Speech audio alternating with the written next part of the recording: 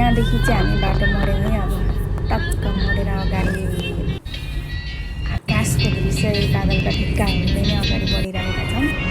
अब अगाडि जाँदै जाँदै जाँदै जाँदै हामी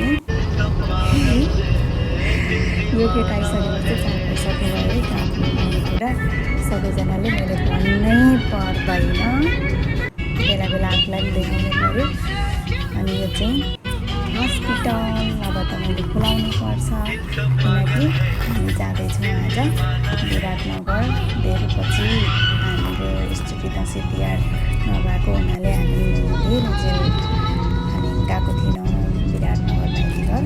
सो आज चाहिँ हामी जाऊँ त यसो भेटेर आऊँ भनेर बेलुकीको घरबाट निस्केका थियौँ र हामी यहाँ अब कञ्चनबारीबाट चाहिँ अगाडि बढिन्छ।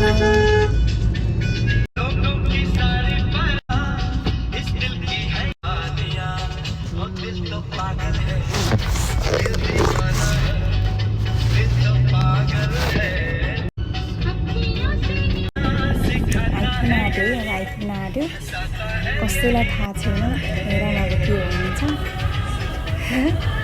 हुँदै आँट्यो, हामी थोरै मात्रै अगाडि अब आइयो फाइनल्ली। ल हेर्नु अब के हुन्छ त यहाँनिर। म निस्केँ, अब निस्केर यहाँबाट एकछिन हेरिरहँदा पनि कसैलाई थाहा छैन। अब मैले यो गेटलाई अलिकति यसो टुङटुङ गर्छु। को छ यहाँ को छ छक्क नानी। अब यहाँबाट हामी सुई बहिनीमाथि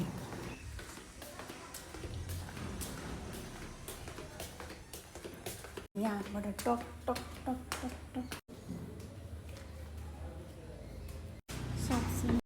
हेलो नमस्ते, के गरेँ कि नानी? खाना बनाउँदै त भान्छु। हेलो पार्टीहरू के गर्दैछौ?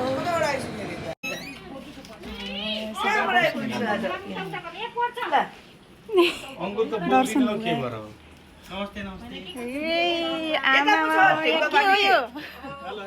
हेलो नमस्ते दर्शन यारको बाफ्रे बाफ्रे यहाँ मजा भइरहेको। हेलो हाई भन न। के छ खान्छ? के छ नानी? के छ मम्मी आजको तिहारको?